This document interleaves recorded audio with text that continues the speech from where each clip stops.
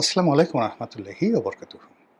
সম্মানিত দর্শক, আমরা সম্ভবত আমাদের যে সমুদ্র উপকূল বঙ্গোপসাগর এটি নিয়ে একটা ঝামেলায় পড়তে যাচ্ছি। বঙ্গোপসাগরের সঙ্গে ভারত মহাসাগরে যে সংযোগ রয়েছে, সেই সংযোগ স্থলে পৃথিবীর বড় বড় যে পরাশক্তিগুলো রয়েছে সেটা যার যার অবস্থান তারা ভারত মহাসাগরে করে রেখেছে।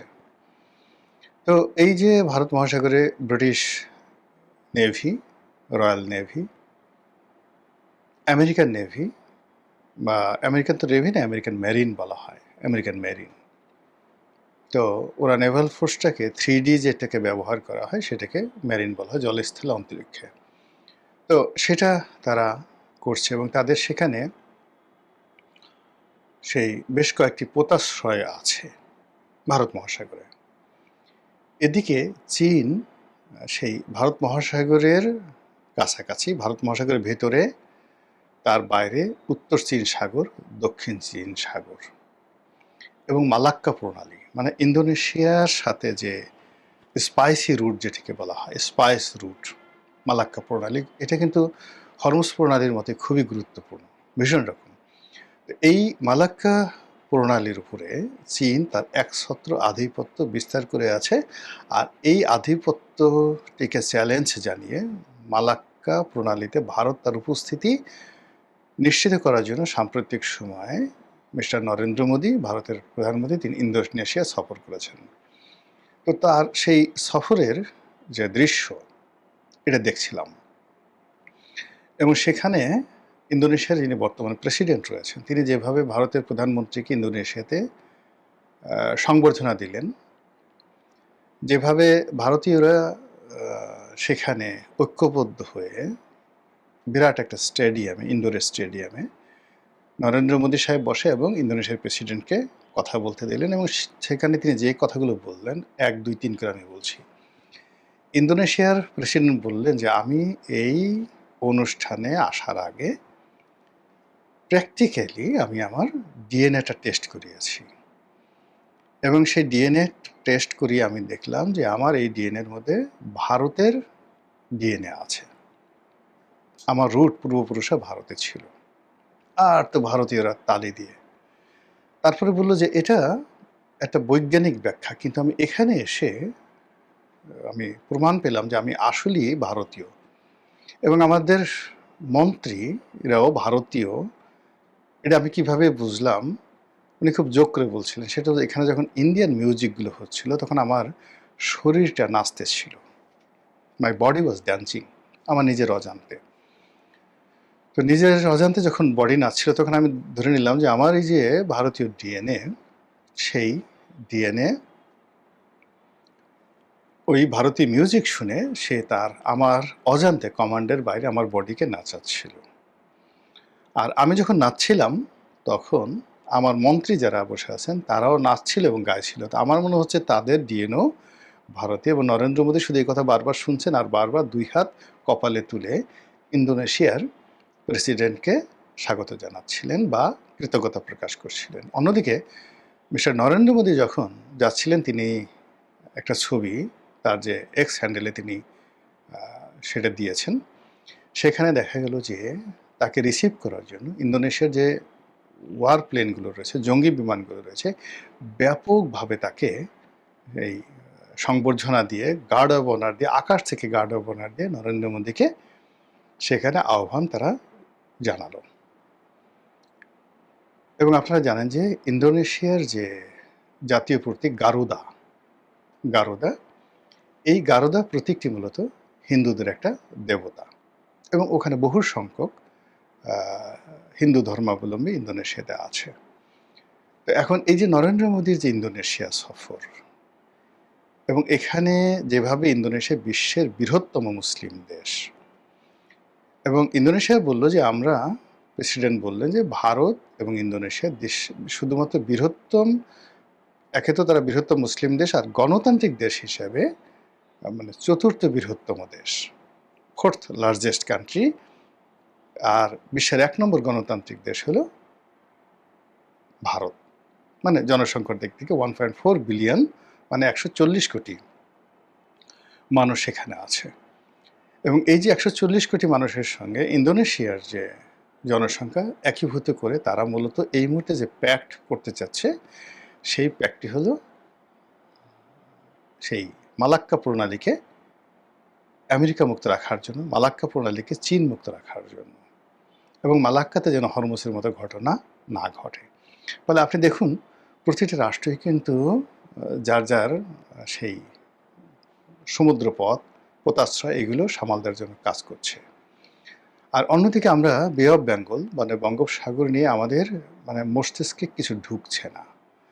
এদিকে আমাদের যে সীমান্তে যে নদীগুলো আছে, যেমন ভারতের সাথে আছে ফেনী নদী, তারপর নাপ নদী আছে টেকনাফে মায়ানমারের সাথে। এখন এই যে ফেনী নদী এবং নাপ নদীর যে অংশটুকু ভারতের সাথে আবার ওদিকে মিয়ানমারের সাথে, এর পুরোটাই কর্তৃত্ব করছে ভারত, আর অন্যদিকে কর্তৃত্ব করছে মায়ানমার। আমাদের নেভাল ফোর্স আছে, সব কিছু আছে, আমরা মাঝে মধ্যে সেখানে টহল দিচ্ছি, কিন্তু ওরা আমাদের জেলেদেরকে ধরে নিয়ে যাচ্ছে, লোকজনকে ধরে নিয়ে যাচ্ছে এবং একটা যুদ্ধাবস্থা তারা চালাচ্ছে, কিন্তু আমরা কিছুই করতে পারছি না। তো যেখানে দুটো নদীকে ঠিক করতে পারছি না, সেখানে বঙ্গোপসাগর নিয়ে তো কল্পনাই করা যায় না। এখন বঙ্গোপসাগরে পাকিস্তান এখানে সাবমেরিন পাঠাবে, আমেরিকা এখানে পুরো বঙ্গোপসাগরের উপর কর্তৃত্ব নেওয়ার জন্য, এবং এখানে মহীসোপান হিসেবে আমাদের বাংলাদেশের ভূমি এবং সেন্ট মার্টিন, টেকনাফ, উখিয়া এই অঞ্চলকে তারা টার্গেট করে এর যে মোহনায় যে আপনার মায়ানমারের যে অংশটুকু রয়েছে রাখাইন রাজ্য, সেটাকে টার্গেট করে আমেরিকা সর্বশক্তি নিয়োগ করছে এই বে অফ বেঙ্গল কেন্দ্রিক। তাদের টোটাল ম্যারিন ফোর্সগুলো তারা এখানে নিতে চাচ্ছে। আর এটা চীন করতে দেবে না, এবং চীন সেটা করতে দেবে না। এজন্য বঙ্গোপসাগরের মোহনায় চট্টগ্রাম বন্দর বললে, যে চট্টগ্রাম বন্দরের বলে অনেকে সেখানে আমেরিকা রাজি হবে না। এই জন্য মংলা বন্দরকে কেন্দ্র করে সেখানে মংলা বন্দর উন্নয়নের জন্য চীন সেখানে প্রজেক্ট করতে চাচ্ছে।